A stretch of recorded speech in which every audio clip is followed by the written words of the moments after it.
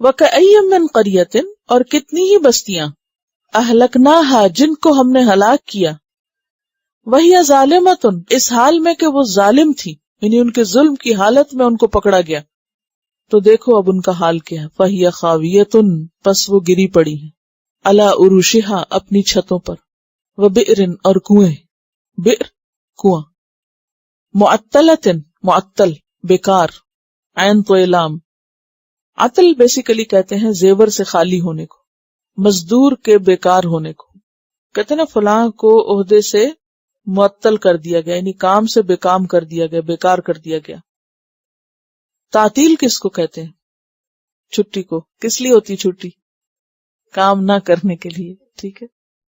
تو معطل بیکار، کتنے ہی کنویں بیکار پڑے ہیں، یعنی کوئی ان سے پانی نکالنے والا نہیں۔ کیوں؟ کوئی ہے ہی نہیں، کوئی بچا ہی نہیں جو پانی نکالے وہاں سے۔ کنویں ہیں، پانی لینے والا کوئی نہیں۔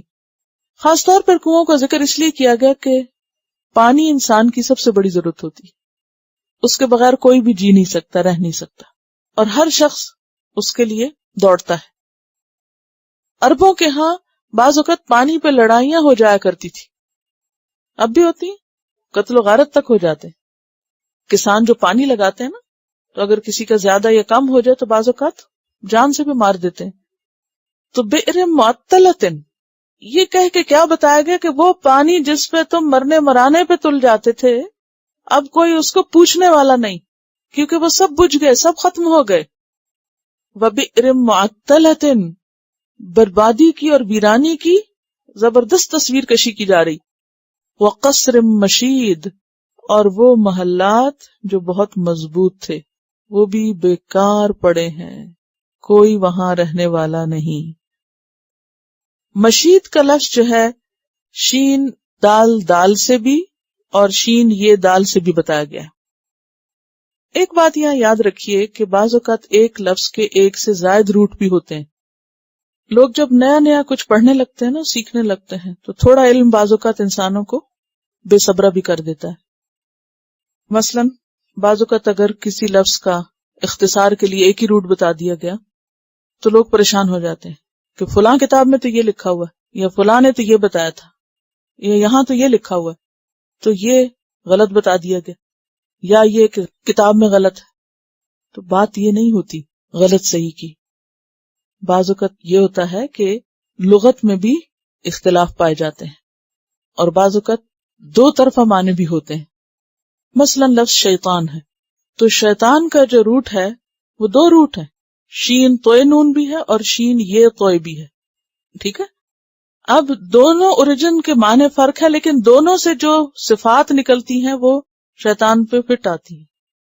اب آپ وہاں جگڑ نہیں سکتے کہ نہیں یہاں اس کتاب میں یہ دیا اور اس کتاب میں یہ، بعض اوقات ایک دے دیا جاتا ہے، کس لیے؟ مختصر کام چلا کے آگے نکلنے کے لیے، اور اسی کو کافی سمجھا جاتا ہے۔ اور بعض اوقات اگر آپ تفصیل میں جائیں تو ایک لفظ کہاں سے کہاں تک چلا جائے گا۔ اب مثلا عام طور پہ آپ دیکھیں گے کہ نصرہ کا معنی جو اردو کی تفسیریں آپ کی لکھی ان میں کہیں بھی آپ کو گندم دینا لینا کہیں نہیں لکھا ہوا ملے گا، ٹھیک ہے نا۔ سیدھا ایک مطلب بتایا جاتا ہے کہ مدد، ٹھیک ہے، اس کا معنی مدد دینا ہی ہے، لیکن اس سے پیچھے بھی اوریجنلی کوئی چیز اس سے متعلق ہے۔ اب ابتدائی طور پر طالب علموں کو یہ سب باتیں دینا حکمت کے خلاف ہوتا ہے، کیوں؟ ان کی سمجھ سے اوپر جاتا ہے، ان کے لیے مشکل پڑ جاتی۔ وہ جو ایک معنی یاد نہیں رکھ سکتے، ان کو آپ 10 بتانے لگ جائیں تو کیا ہوگا حال؟ مشکل پڑے گی ان کو۔ تو علم کے معاملے میں صبر بے حد ضروری ہوتا ہے، اور علم صبر اور وقت کے بغیر نہیں آتا۔ کوئی بھی چیز آپ دیکھیں گے کہ اپنا ایک وقت لیتی ہے۔ اگر آج کل آپ کہیں کہ جی موسم بدل گیا، اب درختوں کو تو فوراً سبز ہو جانا چاہیے، تو نہیں، وہ اپنے وقت پر ہی ہوں گے، آپ جتنا بھی بے چین ہو سکے ہو جائے، لیکن ان پہ اثر نہیں ہوگا، کیونکہ اللہ نے اس زمین کے اوپر بھی ہمیں بہت سے سبق سکھائے۔ ہر چیز کا ایک وقت ہے، جعل اللہ لکل شیء قدرا، اللہ نے ہر چیز کا ایک اندازہ مقرر کیا ہے، ایک وقت رکھا ہے۔ اسی طرح آپ دیکھیں گے کہ جو بچے کی ذہنی حالت ہوتی ہے، پھر وہ ہر سال آگے سے آگے بڑھتا جاتا ہے، نئی نئی باتیں بچے کرنے لگتے ہیں، پھر آپ اس پہ انجوائے کرتے ہیں۔ اگر اللہ تعالیٰ پہلے ہی دن سب کچھ سکھا کے ان کو بھیج دے ماں کے پیٹ سے، تو وہ جو آپ ہر سٹیج پر انجوائے کرتے ہیں وہ تو ختم ہو جائے۔ ایک چارم اور ایک اٹریکشن ختم ہو کے رہ جائے. ہر روز جب بچہ ایک نئی بات کرتا ہے تو وہ ایک جدت لاتا ہے نا، اور پھر آپ کی اٹریکشن اس کی طرف جاتی، تو اسی لیے وہ ہمیشہ ہی پیارے رہتے ہیں.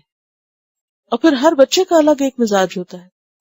تو یہ ورائٹی دنیا میں اللہ نے کس لیے رکھی ہے؟ تاکہ ہمارا تھوڑا دل لگا رہے یہاں.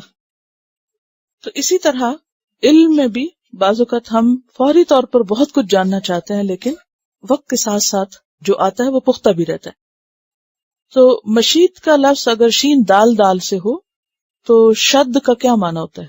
اشدکم اور شد اور شدید اور تشدید اور مشدد، یہ لفظ آپ کے کانوں سے گزرے ہوئے، تو اس کا معنی تھا مضبوط. تو قصر مشید اگر شد سے ہو تو معنی ہوگا مضبوط محلات. آپ نے دیکھا ہوگا کہ قدیم زمانے کے جو عمارتیں اب تک بعض ملتی ہیں ان کی دیواریں بہت موٹی موٹی ہوتی ہیں. مثلا کوئی بلڈنگ یاد ہو آپ نے دیکھی، شاہی قلعہ. اور دوسرا جو معنی شین یہ دال، تو شین یہ دال کا معنی ہوتا ہے پلستر کرنا یا اونچا کرنا. اونچی عمارتیں بھی ہو سکتے ہیں، اور مشید یعنی لپائی ہوئی بھی اور پینٹ ہوا ہوا اور اوپر سے کچھ کاریگری ہوئی، یعنی مضبوط عمارتیں، بلند عمارتیں.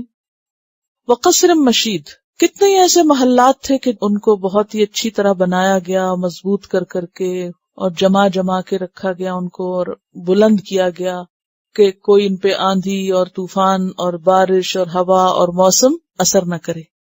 لیکن کیا ہوا؟ عمارتیں تو آج بھی باقی ہیں، لیکن بنانے والے موجود نہیں ہیں، وہ سب ختم ہو گئے.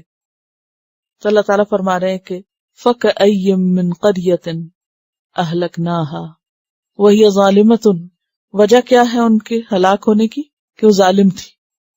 فَهِيَ خَاوِيَةٌ عَلَىٰ عُرُوشِهَا، تو وہ گری پڑی ہیں اپنی چھتوں پر. وَبِئْرٍ مُعَطَّلَةٍ، اور کتنے ہی کنویں ایسے ہیں کہ جو بیکار ہو گئے، اور کتنے ہی محلات ہیں کہ جو کھڑے ہیں لیکن ان میں کوئی رہنے بسنے والا نہیں، سب مالک مر گئے.